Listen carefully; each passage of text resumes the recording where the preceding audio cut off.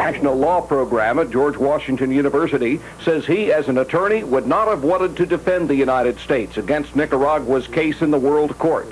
In fact, if, as reported, the CIA has been directing the mining of Nicaragua's harbors, I would argue that the United States, on the basis of the assumed facts that you stated, seems to be participating in an act of aggression against Nicaragua in violation of the UN Charter. Mallison and several other international law experts interviewed on the subject, one a Ford administration Undersecretary of State, agreed that if the U.S. is supervising the harbor mining, it's violating international law. And they suggest that that's why the U.S. is ducking the World Court.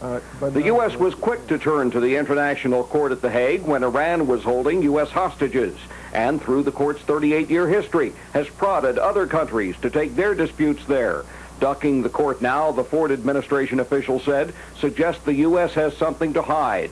That was certainly the suggestion congressional critics were making. House Speaker Tip O'Neill says he'd been arguing that U.S. policy was immoral. Now he knows it's legally indefensible, too. O'Neill predicted defeat now for the $21 million the president wanted to continue the secret war against Nicaragua.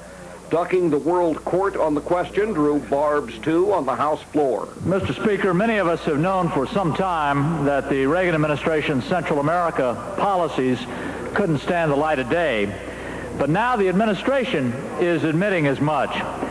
By refusing to accept the jurisdiction of the International Court of Justice over the CIA's mining of Nicaraguan ports, the administration has demonstrated that it knows that its policies can't withstand an inquiry by an impartial, objective international body. And in the Senate, Foreign Relations Chairman Charles Percy was furious that Congress was not told of the harbor mining, that he had to read about it in the newspaper. When we suddenly discover that France, an ally, is offering to move in with other European allies of ours and sweep these mines, I just don't know where the sensitivity is on a particular case like that, and I think we're all put in an extraordinarily difficult position. So I will see that we expedite the hearing on this, and I assume it will be a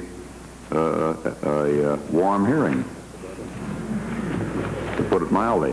One catch-22 for the administration, a corner into which it's painted itself, is that to defend itself publicly on the harbor mining, it would have to admit publicly that it's doing it, an admission the administration's not willing to make. The criticism is being met with a stone wall here. The administration of defense to point out what it sees as Nicaragua's sins, leaving aside the question of whether or not the U.S. is sinning too.